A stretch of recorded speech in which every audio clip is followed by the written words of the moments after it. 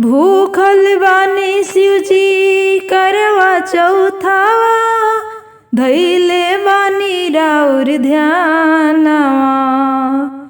भूखल बानी शिवजी करवा चौथावा, धैले बानी राउर ध्यानवा।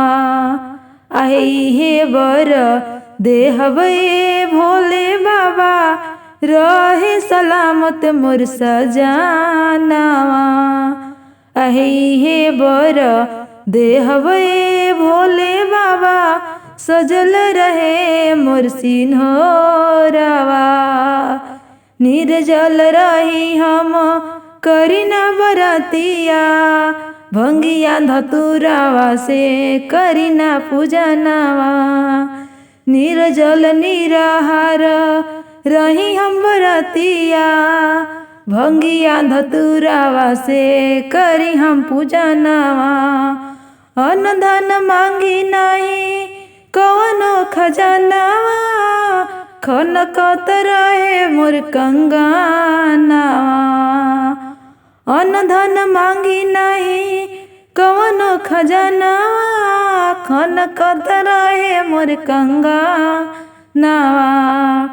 अहि हे बर देहबे भोले बाबा, रहे सलामत मोर सजानवा। अहि हे बर देहबे भोले बाबा, चमकत रहे मोर सिंदूरवा।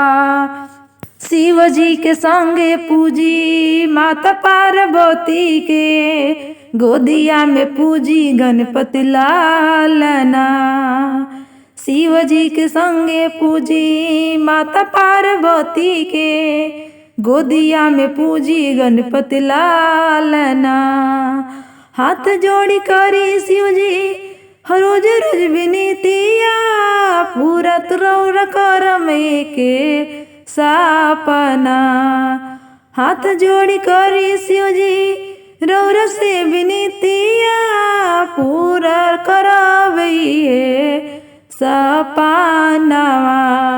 अहि हे बर दीहिए भोले बाबा, सजल रहे मोर सिन्होरवा।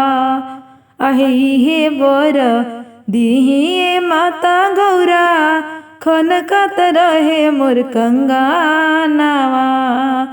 अहि हे बर दीहिए माता गौरा, रहे अमर मोर सोहागवा।